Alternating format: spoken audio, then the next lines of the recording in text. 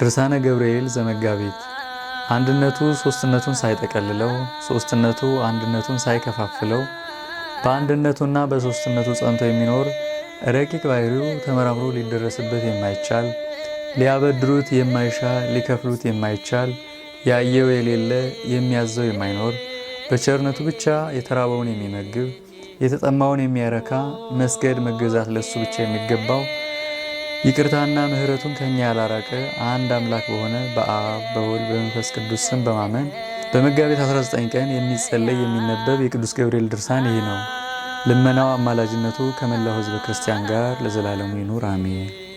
ዓለም ከተፈጠረ 5500 ዘመን በኋላ ከልጅ ልጅ ተወልጄ በደሜ ነፃ ወጣሃለሁ ብሎ ለአዳም ተስፋ እንደሰጠው ሳጥናኤል ባመፀ ጊዜ በታማኝነቱና በቅን ታዛዥነቱ የታወቀው የቀድሞ ማዕረጉ ከሌሎቹ ሊቃነ መላእክት አነስተኛ የነበረ ገብርኤልን በሊቀ መላእክትነት ማዕረግ ከፍ አድርጎ በስድስተኛው ወር እግዚአብሔር እንዲህ ሲል ላከው።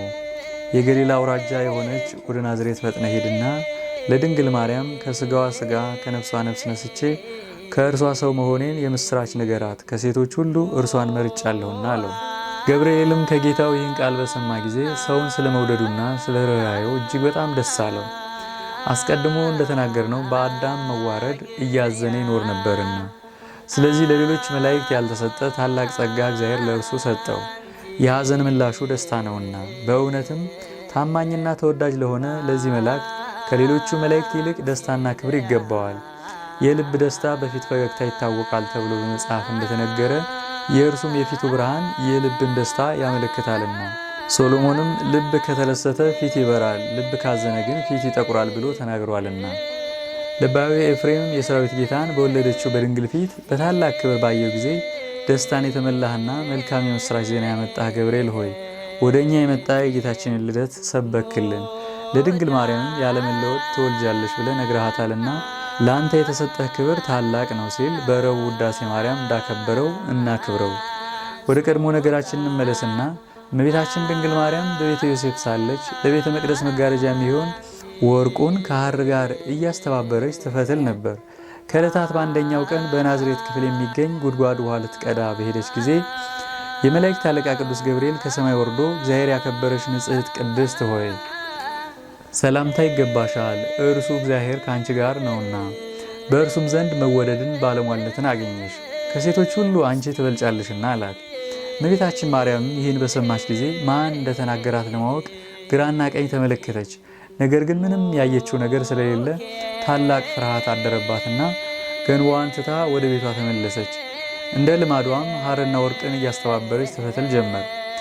ዳግመኛም በግልጽ መጥቶ ማርያም ሆይ አትፍሪ፣ በእግዚአብሔር ዘንድ ባለሟልነትን አግኝተሻልና የእግዚአብሔርን ቃል በግብረ መንፈስ ቅዱስ ትጸንሻለሽ አላት። ማርያምም ለቅዱስ ገብርኤል ስትመልስ እኔ ወንድ የማላውቅ ሰውን ይህ እንዴት ይሆንልኛል አለችው። ቅዱስ ገብርኤልም አንቺ የምትወልጂው ሴቶች እንደሚወልዱት አይደለም፣ መንፈስ ቅዱስ ያድርብሻል፣ የልዑል ኃይልም ይጋርድሻል እንጂ ካንቺም የሚወለደው ቅዱስ ነው አላት። እርሷም የእግዚአብሔር አገልጋዩ እኔ እነሆ አለሁ፣ ሰውነቴም በእጁ የተያዘች ናት፣ እርሱ የወደደውን በእኔ ላይ ያድርግ ብላ ለመልአኩ መለሰችለት።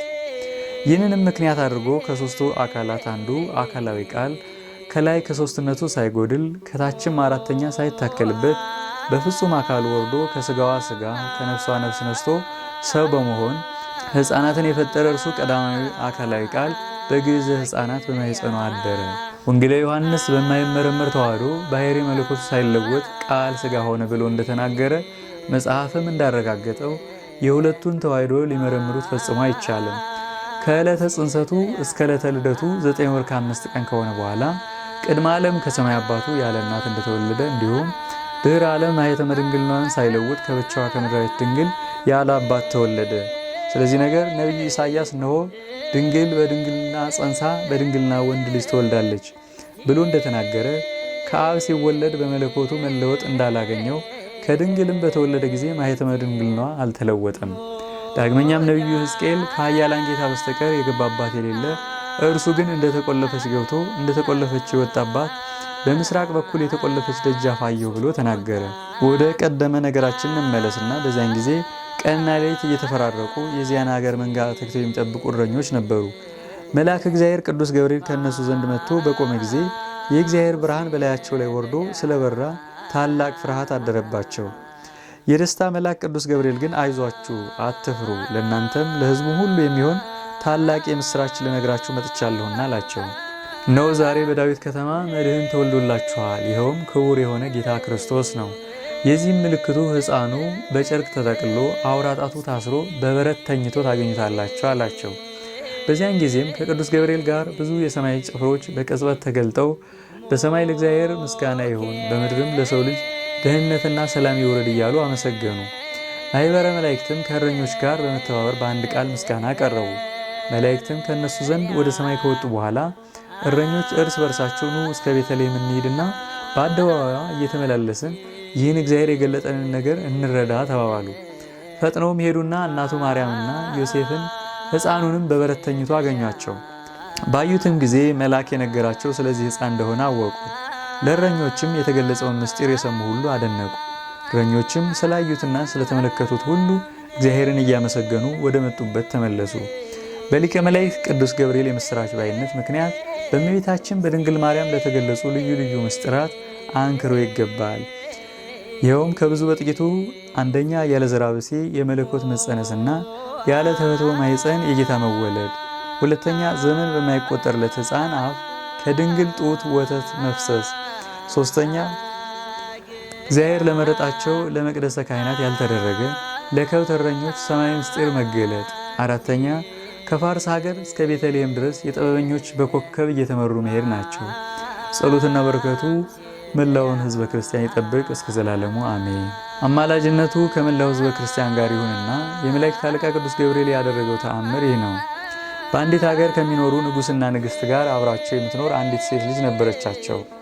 በንጉሱም ቤተ መንግሥት ውስጥ አብራሲቅ የሚባል አንድ አስማተኛ ነበር።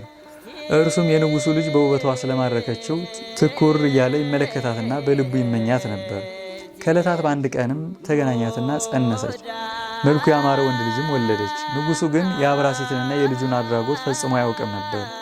ከዚህ በኋላ አብራሲት ልጁን አንተ ከተወለድክበት ቀን ጀምሮ ኃይሌ የተቀነሰ ሰውነቴም ደክሟልና ልጅ ሆይ እንግዲህ ወደ አንተ የሚመጣው ማን ነው? የምታየውስ ማንን ነበር? አለው። ሕፃኑም እንዲህ አለው፣ የተወለድኩባት ወር በገባ በ19ኛው ቀን ነው። በየወሩ በዚህ ዕለት ጎህ ሲቀድ ወይም ሲነጋጋ መልኩ እንደ ፀሐይ የሚያበራ ወገቡን በወርቅ ዝናር የታጠቀ በራሱም ላይ በሚያበራ ዕንቁ የተጌጠ የራስ ወርቅ ያደረገ ወፍ ወደ እኔ ይመጣል። የራስ ወርቁ ቄፋዝና ጳዚዮን በሚባል ወርቅ ተጊጧል። በእጁ የወርቅ ዘንግ ይዟል። አካላዊ አቋሙ የተከመረ ፍም ይመስላል። ርዕተ ገጹ እንደ ሰው ነው። ግርማው እጅግ ያስፈራል። ድምፁ ወይም አነጋገሩ ነፋስ በተነሳ ጊዜ ማዕበል ከወዲያ ወዲህ እያለ ሲያማታው እንደሚጫወት የባሕር ንውጽውጽታ ነው። እነሆ እኔ እርሱን በምመለከትበት ጊዜ ከድንጋጤ የተነሳ ከፊቱ ወድቅ ነበር። ነገር ግን እርሱ ከወደቁበት አንስቶ እኔ በእግዚአብሔር ፊት የምቆም የመላእክት አለቃ ገብርኤል ነኝና አይዞህ አትፍራ ይለኛል። ዳግመኛም እነሆ ከተወለድክበት ቀን ጀምሮ እስከ ዛሬ ድረስ ከአንተ ጋር ነበርኩ፣ ወደፊትም ባለ ዘመነ ሁሉ ከአንተ ሳልለይ ይኖራለሁ፣ ለስምም ከፍተኛ ማዕረግ ወይም ክብር ይሰጠዋል አለኝ። አስማተኛው አብራሲትም ከንግሥቲቱ ጋር ሆነው ይህን የልጁን ነገር በሰሙ ጊዜ ፈጽመው አደነቁ። ነገር ግን ስለ ሁኔታው ፍርሃት አደረባቸው። ሊቀ መላእክት ቅዱስ ገብርኤልም አስቀድሞ እንደተናገረው በዘመኑ ሁሉ ሲጠብቀው ኖረ። ጸሎቱና በረከቱ ከመላው ሕዝበ ክርስቲያን ጋር ለዘላለሙ ይኑር አሜን። በረከቱና ቸርነቱ ከመላው ሕዝበ ክርስቲያን ጋር ለዘላለሙ ይኑርና ጌታ በተሰቀለበት ዕለት የቤተ መቅደሱን መጋረጃ ከላይ እስከታች እንዴት እንደሰነጠቀው የሚናገር የመላእክት አለቃ የቅዱስ ገብርኤል ተአምር ይህ ነው። እጅግ አድርጎ የሚወደውን በመኳንንትና በመላእክት ላይ መስፍን አድርጎ የሾመውን እንዲሁም በኋለኛው ዘመን ለምስጢረ ልደቱ ታማኝ አድርጎ ወደዚህ ዓለም የላከውን ጌታ ኢየሱስ ክርስቶስን በእንጨት ላይ ተሰቅሎ በብረት ተቸንክሮ ባየ ጊዜ ይህ የመላእክት አለቃ ቅዱስ ገብርኤል ሊታገስ አልተቻለውም። ስለዚህ በቁጣ ተነሳስቶ ሰይፉን መዘዘና የሰቀሉትን ሊያጠፋቸው ወደደ። ዳሩ ግን የእግዚአብሔር ቸርነት ስለከለከለችው በያዘው ሰይፍ የምኩራቡን ወይም የቤተ መቅደሱን መጋረጃ ከላይ እስከታች ከሁለት ሰነጠቀው። ስለኛ ሲል የተሰቀለ የፈጣሪ የክርስቶስ ቸርነት ባይከለክለውስ ኖሮ ዓለም እስከምታልፍ ድረስ ባልታገሰም ነበር። የረድኤቱ የበረከቱ ኃይል ከመላው ሕዝበ ክርስቲያን ጋር ይሁን ለዘላለሙ አሜን።